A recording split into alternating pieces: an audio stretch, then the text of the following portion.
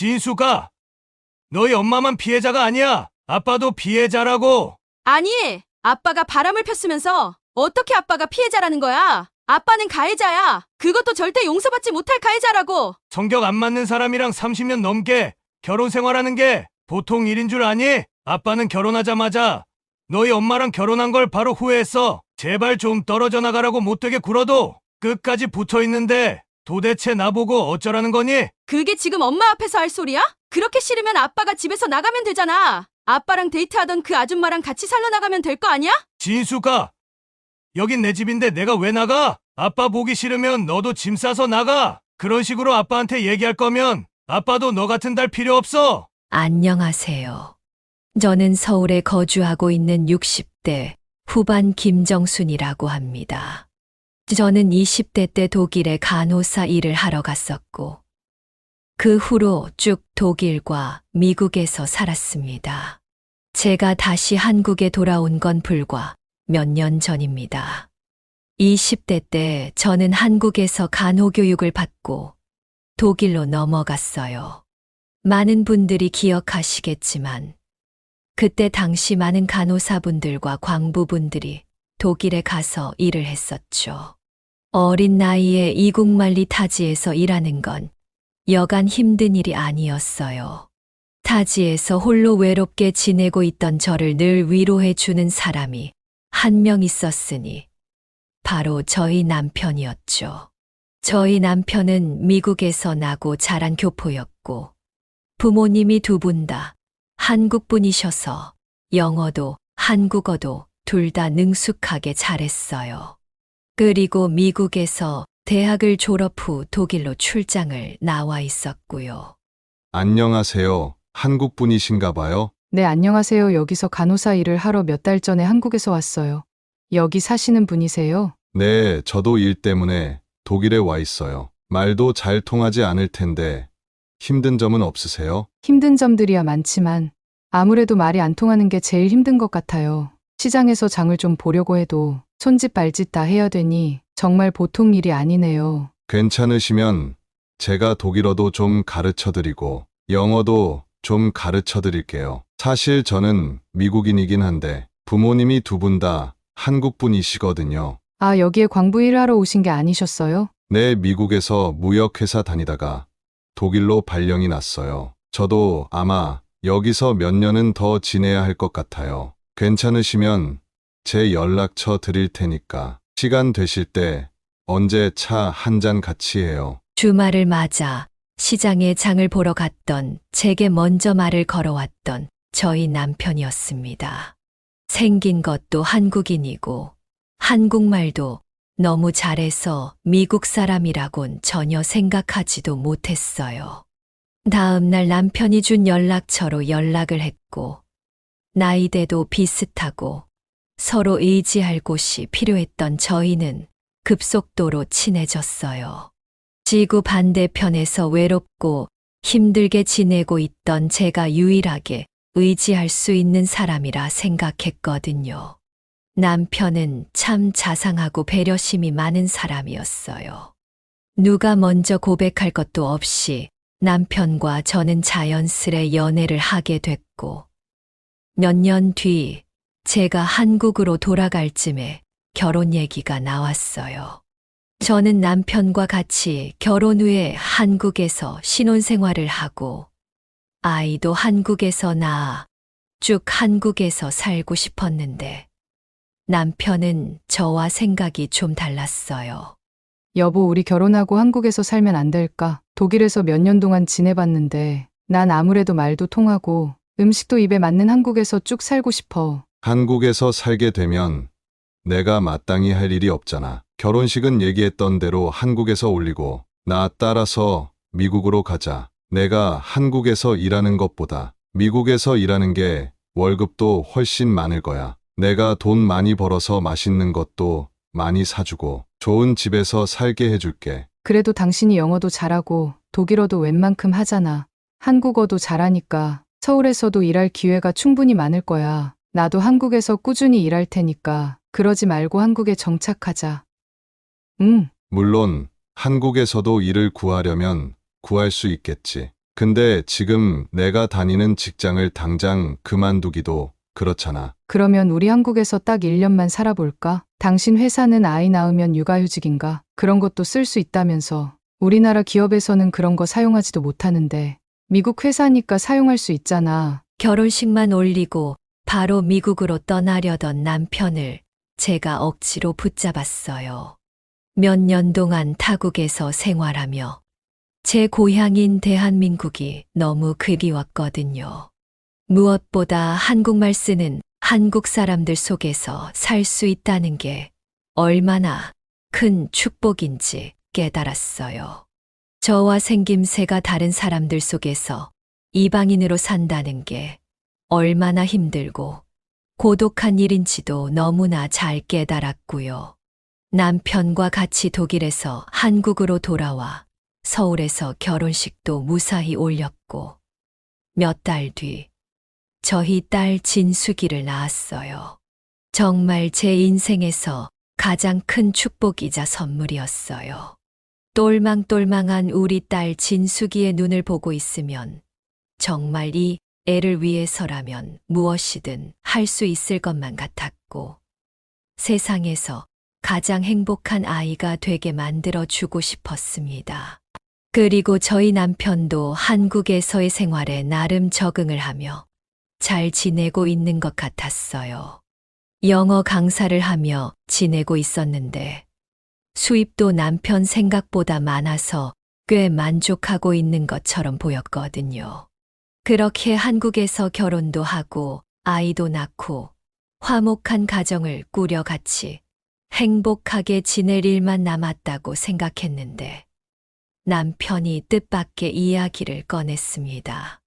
여보, 우리 약속했던 대로 1년 됐으니까 이제 미국으로 넘어가야 하는 거 알지? 나도 약속 지켰으니까 당신도 약속 지켜야 돼. 우리 그냥 한국에서 쭉 살면 안 돼. 진숙이가 조금 더 크면 나도 일하러 나갈 수 있으니까 그때쯤 되면 벌이도 더 괜찮아질 거야. 그리고 당신이 생각했던 것보다 월급이 괜찮아서 만족하고 있던 거 아니었어? 월급이고 뭐고 도저히 한국에서 못 살겠어. 내가 한국인처럼 생기고 한국말도 하지만 난 어릴 때부터 미국에서 컸고 생각도 습관도 다 미국 사람이야. 그래도 시부모님들도 다 한국 분들이시잖아. 다른 외국인들보단 적응하기 괜찮은 거 아니야? 지금은 조금 힘들더라도 천천히 여기서 적응해가면서 같이 살아봐. 내가 독일에서 몇 년 있어 보니까 도저히 외국에서 살 자신이 없어서 그래. 나도 적응해 보려고 했는데 한국식 문화에도 적응 못 하겠고 정인이 의린이 강요하는 분위기도 너무 못 견디겠어. 미국에서 살더라도 내가 외롭지 않게 잘 해줄 테니까 일단 미국에서 1년만 살아보자. 남편이 한국에서 나름 잘 적응하고 지내는 줄 알았는데 제 생각과는 달리 많이 힘들었나 봐요. 그래서 우리가 미국에 건너갈 때 건너가더라도 딸 진숙이가 어느 정도 클 때까지만 한국에 있으면 안 되냐 설득을 더 해봤지만 남편은 고집은 꺾이지 않았죠. 무조건 하루라도 빨리 다시 미국으로 건너가서 살고 싶다는 말만 반복할 뿐이었어요. 한국에 계속 살고 싶은 게 제 마음이었지만 그렇다고 남편의 고집을 제가 억지로 꺾을 수도 없었어요. 왜냐하면 한국에서 1년만 먼저 살아보자는 원래 약속을 남편이 지켜줬기 때문에 제가 더 강하게 얘기를 할 수가 없었거든요. 원래 제 생각에는 한국에서 1년 정도 지내면 우리나라가 참 살기 좋은 나라이고 서양인들이 못 느끼는 사람들 간의 정도 느끼게 되면 자연스레 한국을 좋아하고 더 살고 싶어 할 줄 알았어요. 그런데 남편이 약속한 대로 한국에서 1년 살았으니 이번엔 미국에서 1년만 살아보자고 얘기를 하니 저도 더는 어쩔 수 없었어요.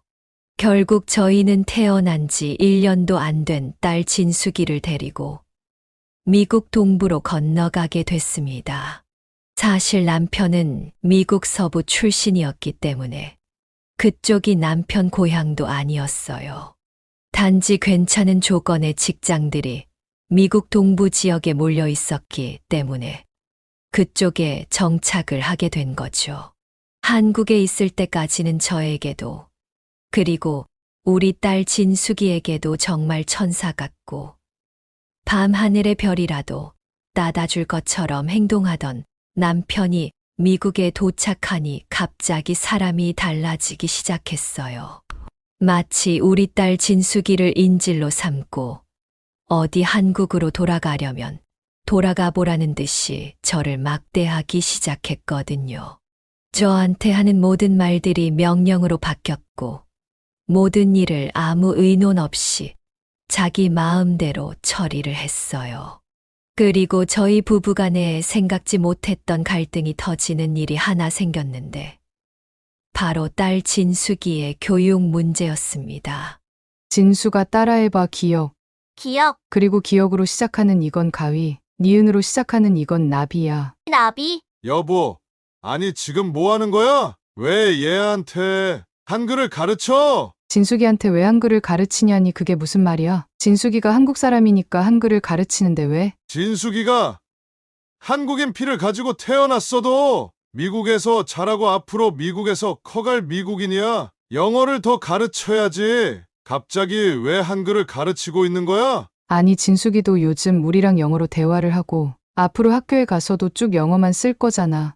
그래도 진숙이가 한국 사람인데 한국말도 어느 정도는 할 줄 알아야지. 진숙이가 왜 한국 사람이야? 앞으로 진숙이는 한국에 갈 일도 없고 쭉 미국에서 살 거니까 한국말 같은 거 못해도 아무 상관없어. 아니 당신도 시부모님한테 한국말을 배웠으니까 지금 나랑 한국어로 얘기하고 있는 거잖아.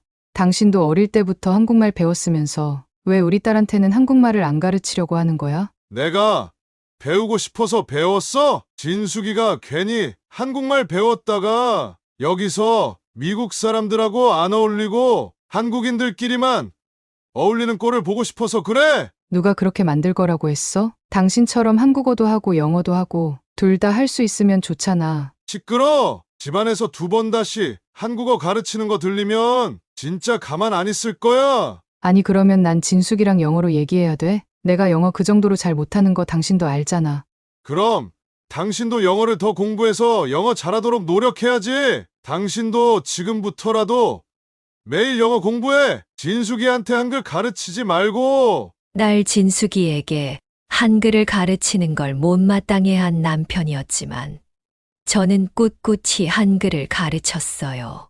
남편이 일을 하러 나가면 하루에 1~2시간씩은 무슨 일이 있어도 한글을 가르치고 우리말을 가르쳤죠. 비록 진숙이가 미국에서 크게 되더라도 한국인으로서의 정체성은 잃지 않았으면 했거든요.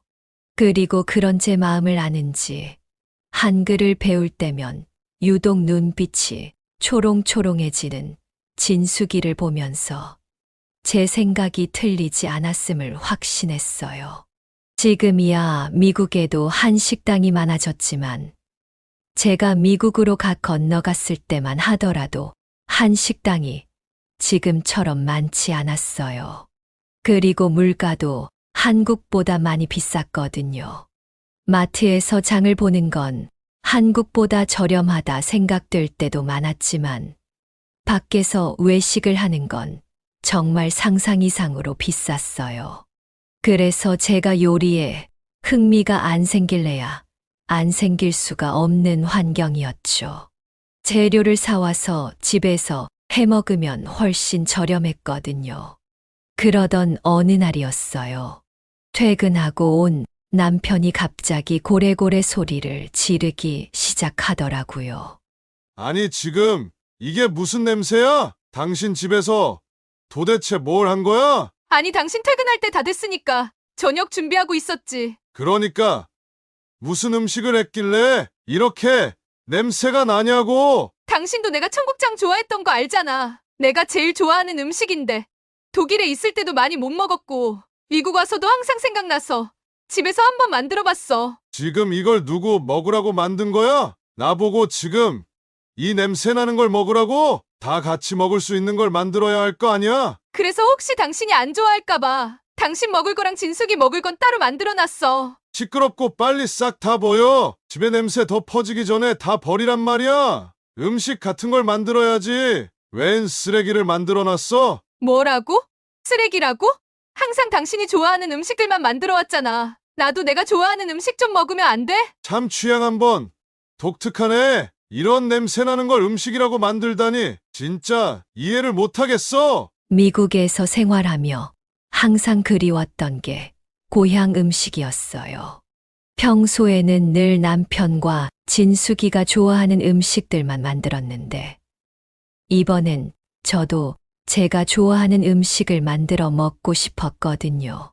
그리고 딸 진숙이가 제일 좋아하는 음식이 된장찌개의 백반이었기 때문에 진숙이도 청국장을 싫어하진 않을 거라 생각했어요. 하지만 남편이 이렇게 소리까지 지르며 화를 낼 줄은 몰랐어요. 저는 피자와 햄버거를 그렇게 좋아하지 않지만 늘 남편 입맛에 맞춰 며칠씩 피자와 햄버거를 먹게 돼도 실증 한 번 낸 적 없었는데, 청국장 한 번 만들었다고 이상한 사람 취급하는 남편이 무척이나 서운했습니다. 빨리 안 버리고 뭐해? 당신이 안 버리면 내가 버린다? 더 화내기 전에 얼른 버려. 아니, 그래도 내가 고생해서 만든 건데 당신한테 먹으라고는 안 할 테니까 버리라고는 하지 마. 내가 먹으면 되잖아. 아휴, 진짜 못 살아. 그러면 여기 식탁에서 같이 먹지 말고 밖에 나가서 따로 먹어. 도저히 냄새나서 못 버티겠으니까 그거 들고 집 밖으로 나가라고. 아니, 내가 걔도 아니고 음식 들고 밖에 나가서 먹으라는 거야? 진짜 너무한 거 아니야? 내가 당신 보고 억지로 먹으라는 것도 아니고 그냥 나 혼자 먹겠다는데 진짜 이렇게까지 해야겠어?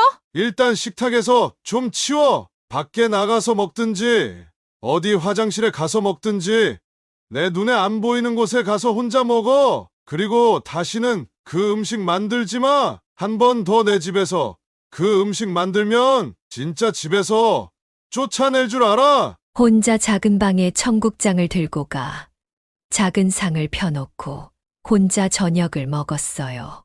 너무 서러움이 북받쳐서 저도 모르게 눈물이 흘러내리더군요. 밥이 코로 넘어가는지 입으로 넘어가는지 모를 만큼 눈물과 함께 밥을 꾸역꾸역 목구멍으로 밀어 넣었습니다. 저녁 시간이 됐는데 제가 주방에 보이지 않자 딸 진숙이가 조용히 방문을 열고 저를 찾아왔어요. 그 어린애가 엄마 마음을 어떻게 아는지 조용히 제 품에 안기더군요. 엄마, 나도 한번 먹어봐도 돼? 된장찌개랑 비슷한 거 같은데? 진수가 아마 너 입맛에 안 맞을 수도 있어. 만약 맛 없으면 뱉어도 되니까 한번 먹어볼래? 제가 청국장에 공깃밥을 얹어 진숙이 입에 떠다 주니 제 생각과는 다르게 정말 맛있게 먹더라고요. 아빠는 이거 싫어할지 몰라도 난 좋은데 다음에 아빠 집에 없는 날에 같이 해 먹자. 진수가 어때 먹을만해? 그래도 엄마는 진숙이가 있어서 버틸 수 있어. 엄마가 해준 것도 없는데 항상 바르게 잘 커줘서 고마워. 저는 집에서 그런 대접을 받으며 살아왔어요.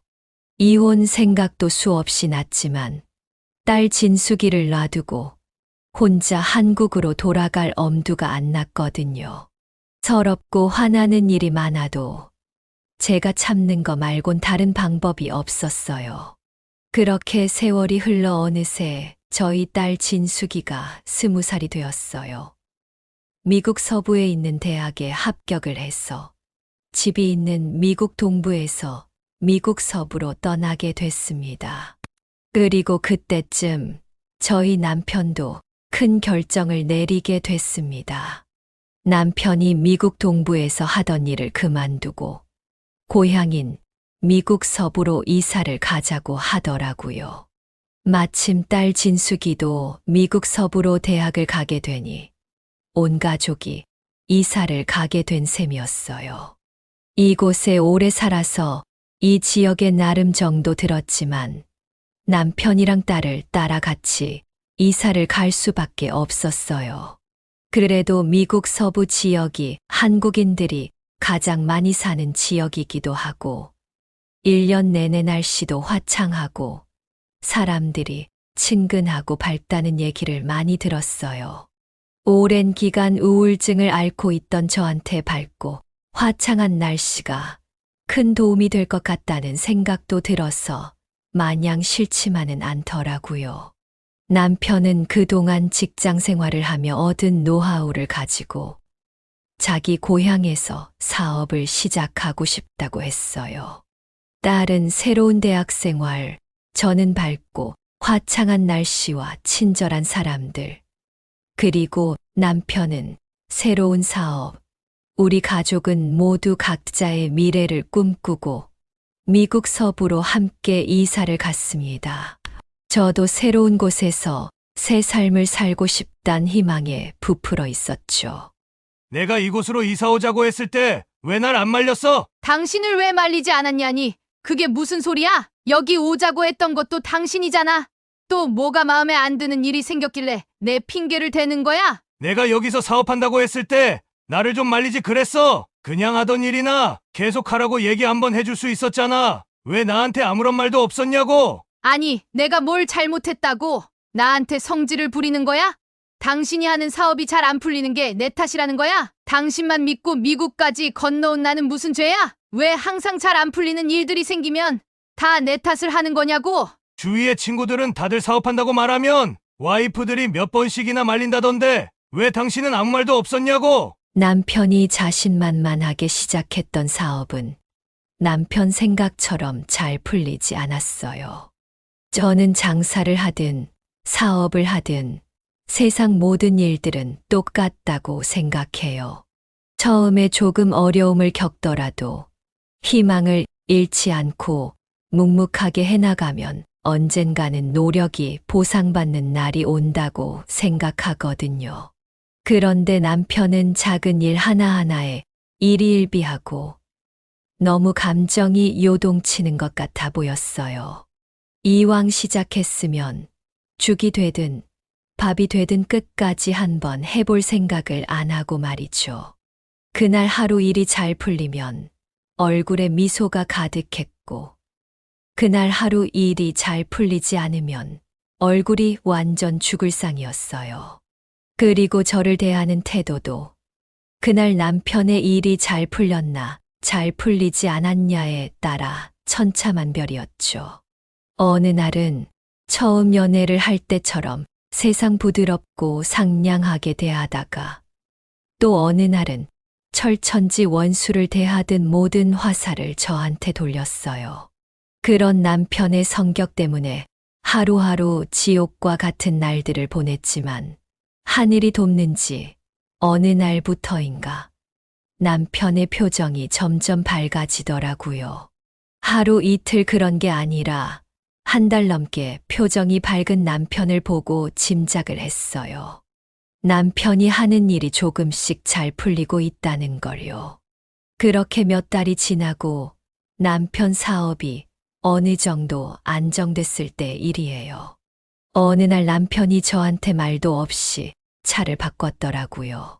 사업을 하려면 차부터 좋은 걸로 바꿔야 한다면서 말이죠.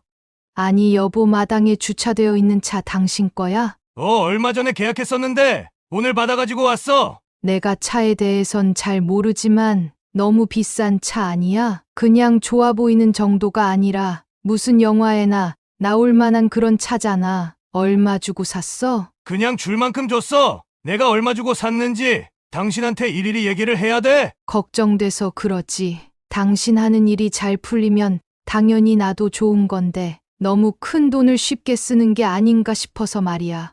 다 필요하니까 산 거야. 내 일은 내가 알아서 할 테니까 신경 쓰지 마.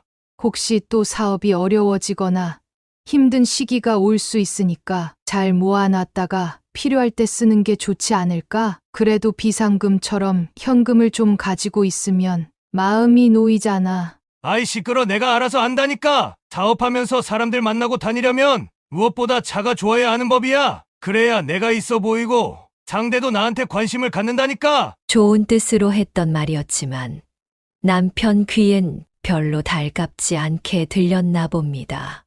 남편보다 더 사업을 크게 하고 장사가 잘 되는 분들도 남편처럼 비싼 차를 타는 경우는 잘 못 봤거든요. 아무리 봐도 제 눈엔 그냥 겉멋처럼 보였습니다. 그리고 제가 차에 대해서 잘 아는 건 아니지만 아무리 봐도 사업하는 사람들이 타고 다니는 차처럼 생기지도 않았어요. 사업하시는 분들을 보면 보통 흰색이나 검은색의 무난한 색상의 승용차를 많이 타고 다니시잖아요. 그런데 남편은 노란색 차를 샀더라고요. 그것도 문이 위로 열리는 스포츠카였어요. 며칠 뒤 딸 진숙이가 집에 오는 날이었어요. 학교 근처에서 방을 구해 살고 있던 진숙이는 2주에 한 번 정도씩 집에 들렸거든요.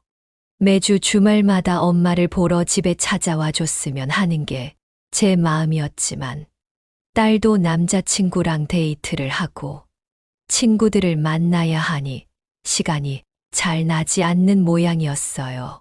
진수가 너희 아빠 이번에 새 차를 샀는데 그냥 일반적인 차가 아니야. 스포츠카야 스포츠카. 엄마가 정말 처음에 차를 보고 얼마나 놀랬는지 몰라. 아빠가 산 새 차 이미 봤어. 며칠 전에 시내에 갔는데 아빠가 운전하고 있더라고. 시내에서 아빠 마주쳤어? 그럼 인사도 하고 용돈이라도 좀 달라고 하지 그랬어. 아빠한테 인사라도 하려고 했는데 도저히 내가 낄 자리가 아닌 것 같아서. 왜? 아빠가 사업하는 동료분들이랑 같이 있었어? 저한테 길에서 운전 중인 남편을 만난 이야기를 하는 딸아이의 표정이 심상치 않아 보였어요. 뭔가 눈에서 모든 걸 체념한 듯한 표정이었습니다. 저랑 똑같은 생각을 하고 있는 것 같았어요. 사업 시작한 지 얼마 됐다고 벌써부터 겉멋에 빠져 돈에 넘치는 비싼 차를 구매한 건지 한심해하는 듯한 느낌을 받았거든요. 아빠가 사업하는 동료분들이랑 같이 있었냐고? 아니, 어떤 할머니랑 데이트 중이던데? 뭐라고? 여자랑 데이트를 하고 있었다고? 딸이 이를 꽉 깨문 채 말을 이어나갔습니다. 양손에 쥔 주먹을 부르르 떨며 분노를 주체하지 못하고 있었어요. 진수가 너가 잘못 봤겠지. 그냥 아빠가 사업하다 알게 된 여자분 아닐까? 사업하다 알게 된 여자랑 입도 맞춰? 사업 같이 하는 동료들끼리 입맞춤도 하냐고? 저는 순간 망치로 머리를 얻어맞은 것처럼 머리가 멍해졌습니다. 그리고 극심한 두통이 뒤따라왔어요.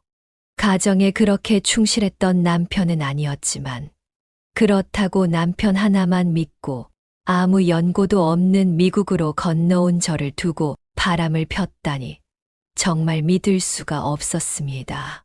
사람이라면 그런 짓을 할 수 없을 거라 생각했어요. 망연자실에서 초점을 잃은 채 허공만 바라보고 있는 제 손을 감싸며 딸 진숙이가 말을 이어갔어요. 엄마도 이제 아빠랑 헤어지고 엄마 인생을 살았으면 좋겠어. 어릴 때부터 항상 엄마만 당하면서 사는 것 같고 모든 게 아빠 마음대로였잖아. 이혼이라는 게 그렇게 쉬운 게 아니니깐 그렇지. 엄마가 아빠랑 이혼하게 되면 어디 갈 곳도 없어. 널 두고 혼자 한국으로 돌아가는 거 말곤 다른 선택지가 없거든. 남편은 그날 밤 늦은 시간이 돼서야 집에 들어왔어요. 오늘 하루 일이 정말 바빴다며 녹초가 된 채 얘기하더군요. 남편의 표정은 분명 지쳐 보였어요. 하지만 일이 바빠서 지친 게 아니라는 건 저도 알고 딸도 잘 알고 있었죠.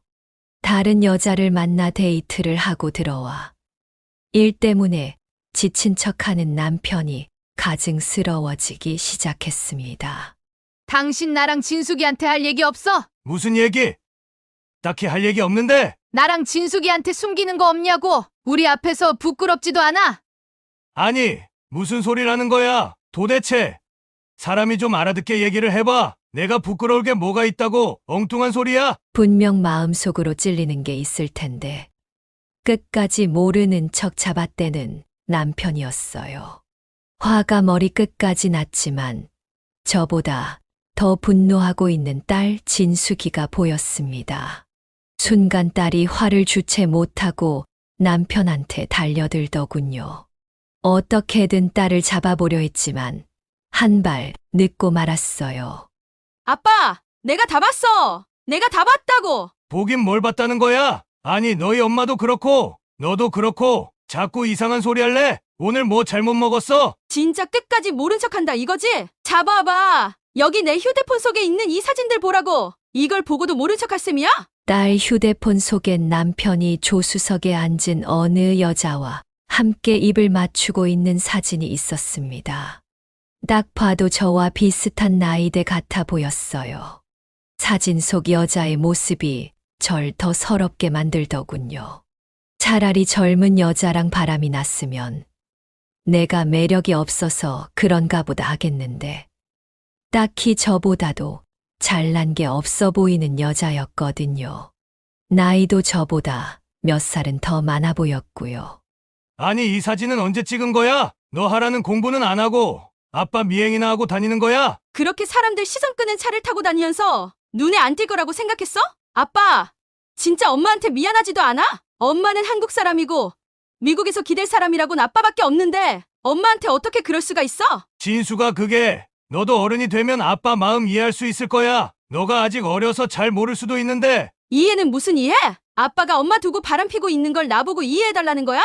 아빠가 그러고도 사람이야? 사람이냐고! 평생 남편한테 대든 적 한 번 없고 사춘기 때도 반항 한 번 한 적 없던 우리 딸이 분노하며 소리를 지르니 남편은 몹시 당황해하는 듯 했습니다.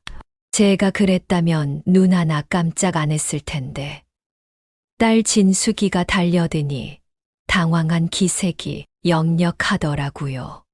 저는 저 대신 화를 쏟아내고 있는 딸 진숙이를 말릴 수 없었어요. 저도 남편한테 할 말이 많았지만 딸 진숙이가 말을 다 끝내길 조용히 기다리고 있었죠. 진수가 너희 엄마만 피해자가 아니야. 아빠도 피해자라고. 아니 아빠가 바람을 폈으면서 어떻게 아빠가 피해자라는 거야? 아빠는 가해자야. 그것도 절대 용서받지 못할 가해자라고. 성격 안 맞는 사람이랑 30년 넘게 결혼 생활하는 게 보통 일인 줄 아니? 아빠는 결혼하고 미국에 건너오자마자 너희 엄마랑 결혼한 걸 바로 후회했어. 제발 좀 떨어져 나가라고 못되게 굴어도 끝까지 붙어 있는 걸 도대체 나보고 어쩌라는 거니? 그게 지금 엄마 앞에서 할 소리야? 그렇게 싫으면 아빠가 집에서 나가면 되잖아. 아빠랑 데이트하던 그 아줌마랑 같이 살러 나가면 될 거 아니야?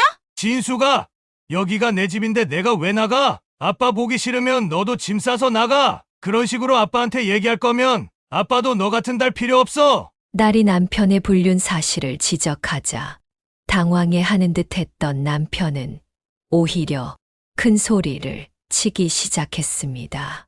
항상 저한테 해왔던 말들이었어요. 여긴 내 집이니 싫으면 집을 나가라는 소리 말이에요. 하지만 그 말을 자기 딸한테도 할 줄이야 정말 상상도 못했어요. 정말 이 사람이 갈 때까지 갔구나 싶었습니다. 당신 지금 그게 딸한테 할 소리야? 뭘 잘했다고 큰 소리를 치는 거야? 시끄러. 이왕 이렇게 된 거 오히려 잘 됐다는 생각이야. 그래, 나 당신 말고 사랑하는 다른 여자 있고 그 사람이랑 같이 살 거야. 안 그래도 이혼하자는 얘기를 언제 꺼내야 하나? 그것만 고민하고 있었는데 잘 됐어. 남편 입에서 이혼 소리가 나오자 저는 한순간도 망설이지 않고 짐을 챙기기 시작했어요. 날도 미처 자취방에 못 가지고 간 자기 짐들을 하나씩 챙기기 시작했습니다. 남편은 그런 저희 모녀를 뻔히 쳐다만 보고 있었습니다. 불안해하거나 초조해하는 표정은 전혀 찾아볼 수 없었어요. 오랫동안 기다려왔던 일을 드디어 끝낼 수 있다는 듯이 오히려 결의에 찬 표정이었죠. 짐을 싸는 건 생각보다 오래 걸리지 않았어요. 꼭 필요한 물건들만 챙기니 30분이 채 걸리지 않더군요. 그 길로 저는 집을 나와 딸과 함께 딸 자취방으로 향했어요. 저는 그렇게 딸 진숙이의 자취방에서 진숙이와 함께 며칠 동안 지내게 됐습니다. 하지만 좁은 자취방에서 딸한테 신세를 지고 있다는 느낌을 지울 수 없었어요. 마음 편하게 지내라고 진숙이는 제게 얘기를 했지만 저는 편하게 지낼 수 없었어요. 둘이서 지내기엔 너무 좁은 방이라 저도 불편한데 진숙이는 당연히 저보다 더 불편할 거라 생각했기 때문이에요. 처음엔 진숙이 자취방 근처에 저도 집을 구하려고 했지만 미국은 월세가 정말 비싸거든요. 쉽게 엄두를 내지 못할 금액이었어요. 당장 아르바이트를 시작하지 않으면 월세를 내기 버거운 형편인데 제가 오랜 기간 미국에 살았지만 영어 실력이 그렇게 좋진 않았거든요. 바람핀 남편한테 오히려 쫓겨나고 내가 누울 방 하나 구하기도 어려운 형편이 되니 제 고향 한국 생각이 너무 많이 났어요. 마치 엄마 품에 안기고 싶은 마음이라고 할까요? 저는 딸 진숙이에게 제 생각을 솔직하게 말했어요. 여긴 진숙이 너의 고향이지만 엄마는 한국이 고향이라고요. 그래서 이곳의 생활들을 다 정리하고 한국에 가고 싶다고 했죠. 진수가, 엄마가 한국에 가더라도 절대 너랑 인연이 끊길 일은 없어. 걱정 안 해도 돼. 넌 하나뿐인 내 딸이잖니. 방학 때라든지 너가 시간 될 때 언제든지 한국에 엄마 보러 와도 돼. 언제나 따뜻하게 반겨줄게. 엄마, 한국에 돌아가서도 항상 건강하게 지내야 돼. 절대 아프면 안 되고 알겠지? 나 이번 학기 끝나는 대로 엄마 보러 한국에 갈게. 나 아직 한국에 한 번도 안 가봤잖아. 한국 가면 엄마가 나 데리고 한국 안내해 줘야 돼. 알겠지? 엄마 사랑해. 진숙이의 자취방에서 한국으로 돌아갈 준비를 끝내고 드디어 제 고향 한국행 비행기를 타는 날이 다가왔습니다. 제 친동생의 결혼식이라든지 부모님을 뵈러 몇 년에 한 번씩 잠깐 한국을 들리긴 했지만 수십 년 동안의 미국 생활을 정리하고 한국에 정착하러 가는 기분은 정말 낯설었어요. 왠지 아주 먼 곳으로 여행을 떠나는 듯한 기분도 들었고 제 마음의 안식처로 돌아가는 듯한 기분도 들었죠. 한국으로 돌아가는 비행기는 저녁 7시 비행기였지만 몇 시간 일찍 집을 나섰어요. 제가 한국에 돌아가기 전에 한 가지 해야 할 일이 있었거든요. 영어로 나눴던 대화지만 우리말로 번역해서 들려드릴게요. 안녕하세요. 제가 제보를 할 게 있어서 왔는데요. 어느 분하고 얘기하면 될까요? 안녕하세요. 제보를 하러 오셨다고요? 어떤 내용이신지 말씀해 주시면 담당자분 연결해 드릴게요. 저희 지역에서 사업하는 어떤 사람이 자기 사업 좀 잘 되게 해달라고 뇌물을 주고 받았거든요. 그리고 뇌물뿐만이 아니에요. 직원들한테 당연히 줘야 할 월급도 떼먹고 다 주지 않았더라고요. 혹시 지금 말씀해 주신 걸 증빙할 만한 증거 자료들을 가지고 계시나요? 물론이죠. 제가 순서대로 정리까지 다 해놨으니 한번 읽어보시면 수사하시는데 많은 도움이 되실 거예요. 전 제가 가지고 온 큰 서류 봉투를 경찰관에게 넘겨줬습니다. 제가 남편 집에서 짐을 챙겨 나온 날 옷장 안을 뒤지다 발견한 서류였어요. 뭔가 중요한 서류 같다는 느낌이 들어 바람핀 남편 어디 혼줄 한번 나봐라는 마음에 일단 들고 나왔었죠. 그리고 딸 진숙이의 자취방에 도착해서 짐을 풀며 그 서류들을 읽어봤고 거긴 아주 중요한 내용이 담겨 있었어요. 남편이 돈을 주고받은 사람들의 이름과 연락처, 금액, 그리고 자기 밑에서 일한 직원들이 실수한 것을 약점으로 삼고 원래 약속했던 월급을 다 받지 않아도 괜찮다는 각서들을 받아놨더라고요. 평생 저를 업신여기고 집에서 입도 뻥긋 못하게 사람을 쥐잡듯 잡아댔던 남편, 그리고 결국엔 조강지처를 벌이고 불륜을 저지른 남편에게 제가 할 수 있는 유일한 복수이자 최고의 복수였어요.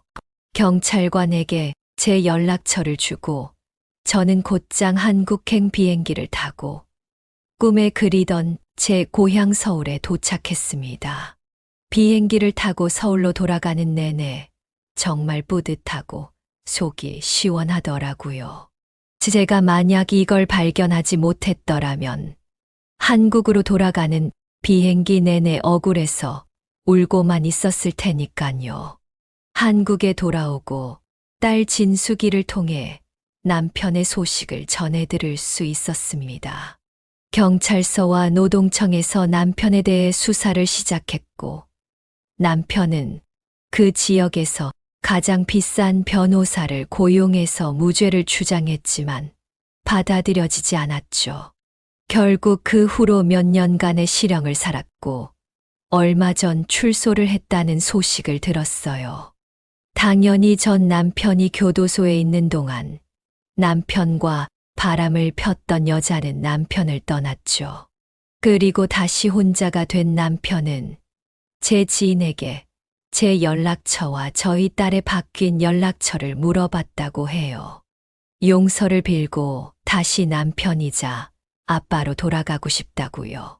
그 얘기를 듣고 정말 헛웃음도 안 나오더군요. 단 1초의 고민도 없이 절대 저와 제 딸의 번호를 알려주지 말라고 했습니다. 요즘 저는 한국에서 소소하지만 행복한 노후를 보내고 있습니다. 독일과 미국에서 살 때는 사람들 속에 있어도 어딘가 허전하고 외로운 느낌, 공허한 느낌을 받았는데 제 고향 한국에서는 그런 느낌을 한 번도 받은 적이 없어요. 같은 말을 쓰고 같은 문화를 공유하는 한국인 사이에 어울려 사는 즐거움을 마음껏 만끽하고 있죠. 지금까지 제 사연을 들어주셔서 진심으로 감사드려요. 이 이야기를 듣는 내내 당하고만 사는 제가 답답하게 느껴지셨겠지만 마지막에 제가 전 남편에게 복수를 한 이야기를 듣고 부디 속이 시원하셨으면 좋겠습니다. 항상 참고 사는 게 좋은 거라 생각하며 평생을 살았지만 요즘 들어 제 생각이 잘못됐었다고 느껴요. 항상 큰 소리치고 자기 주장만 강하게 내세우면 안 되겠지만 필요할 때는 또 그렇게 할 줄 알아야 한다는 생각이 듭니다. 저는 그렇게 하지 못해 평생 당하고만 살았거든요.